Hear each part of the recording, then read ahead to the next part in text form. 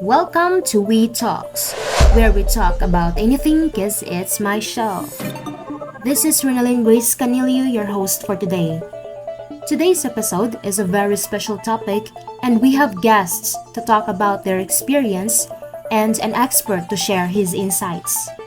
For many young people, Facebook, Instagram, and other social media platforms are crucial for relationship development and sociability. Social media may be used for a variety of negative things, including bullying and exclusion, the normalizing of risk-taking behavior, false expectations about body image, and sources of popularity. Girls and young people who identify as members of sexual and gender minorities may be targeted more frequently, and the minds of young people are still evolving, and they are also creating their own identities as individuals. Now, we have three guests to openly share their experience and how it became so toxic and how they overcome it. Our first guest is Mr. Kirby John Ross Gatwaban. I can see you are still young, so is social media still part of your daily life? Social media is still a part of my life, but it depends on myself to manage my time using it. You see, when I was very young, I did not care much about anything but having fun. I would play computer games almost 24/7, ignoring my chores and classworks. So when I stepped into high school, where using internet and social medias are very common, I got myself involved. I joined the trend. My habits as a kid, I brought it in my teen years. Every after school, I would rush just to indulge myself in Facebook, and I would not stop even after midnight. I became an addict. Even if my parents would fine me for using technologies, I would just lie to them that I was making a research for my project until I failed my class and break the trust of my parents.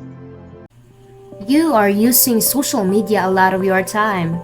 Well, using social media causes the brain's reward system to release the feel-good chemical dopamine. It can cause physical and psychological addiction.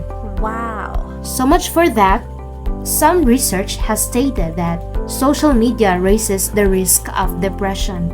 Has it happened to you, Mr. Darrell Jade Canlum? Good day everyone, my name is Daljade Kanlum and I will talk about the mental toll of social media. Growing up, I am not that engaged in social media than I am today. Social media changes my social cycle and how I interact with other people. The way I chat, text, and even how I react to some social media posts. For example, on Facebook, where I am more active, I use this tool to communicate and to stay updated. When we miss one noteworthy post, we tend to feel left alone and mad. Mixed emotions, I would say. That is what I felt when I missed one. The idea that you're missing out on a certain things can impact your self-esteem, trigger anxiety, and even fuel to greater social media use. Anxiety of being left from other people, particularly in the social media circle. Because of fear of missing out, I pick up my phone every minute and spend hours scrolling, not missing a trend on social media. I even prioritize social media interaction over real world relationships. In fact, I am using my phone while charging. The anxiety of putting my phone down felt like dying, that my life depends on it. The feeling that I have to hold my phone every second and look at it even there is nothing on it. There is just an urge to open our social media accounts just to stay online, and only that I am already depressed. My frequent engagement in social media results me to lose my self-love, my capacity to live for myself and not to please other people. The addiction turns to anxiety, loneliness, and losing my self-esteem and self-confidence that every single being should have. So as a part of social media community, I should be more responsible and know my limitations as a social media user. Yes, you do feel as though the system has swallowed you. Imagine giving social media connections more importance than in-person connections. There lacks emotional ties, and it's as if social media is slowly killing real activism and replacing it with slacktivism. Good thing you now have a good reflection, Mr. Kenlum. That's all well and good, but how did you manage to overcome such a state of mind when the social media gives you a negative experience, Miss Christine Joy Estramos? Before, I used to be completely dependent on utilizing social media. I use Facebook, Instagram, and other social media sites for hours. Because of that, I lose time with my family, friends, loved ones, and distracted in my studies. My physical and mental health suffered greatly as a result of it as well. It causes me to feel insecure, experience melancholy and anxiety, lose weight, treat my body improperly, get my eyes blurry, perform poorly in school, become distracted by everything, experience pressure, get to let us sleep, and etc. Time passes by, I realize that I need to minimize my use of social media. And it is crucial for me to swap out of my poor behaviors for those that will make me more responsible user. I put restriction on its use.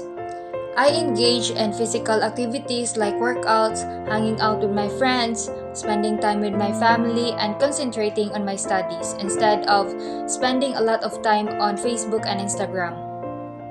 I make sure that I don't see my phone or the apps on it, so I don't think about them. I only use apps to reduce my social media use. This may seem ironic, but there are many apps and features that help me to limit my social media use. Addiction is treatable even though addiction rehabilitation is challenging. You can overcome the physical and mental difficulties you encounter to recover with the help of helpful services and the appropriate treatment strategy. In my situation, I find myself spending too much time facing my gadgets, surfing all day on social media, reacting memes and some shared posts of my media friends. Thus, I was too embedded on TikTok. As what I remembered, I've spent approximately 3 hours sitting and scrolling on TikTok if I have my leisure time. I find it hard to go outside to hang out with people. What I did is, I deleted my TikTok app because I feel like I've been eaten by the system. Some contents made me feel envious and conscious. I don't want that. And yes, I never regret what I did. Well, thank you for our brave guest for sharing and informing us.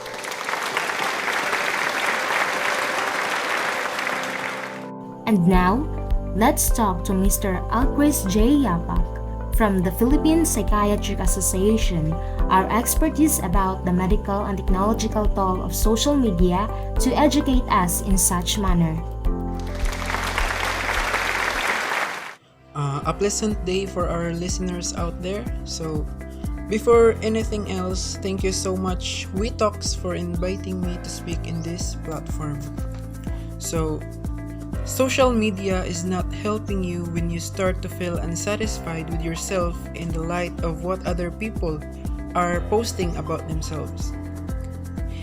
It is essential to re-evaluate whether anything on social media is having a detrimental impact on your decisions or activities, such as if you start to eat pickily or exercise excessively. Parents out there should talk to their children about their social media activities. In general, I advise limiting social media use and setting realistic limits that suit your needs so you can be present with the people in your life. I also advise taking breaks from social media.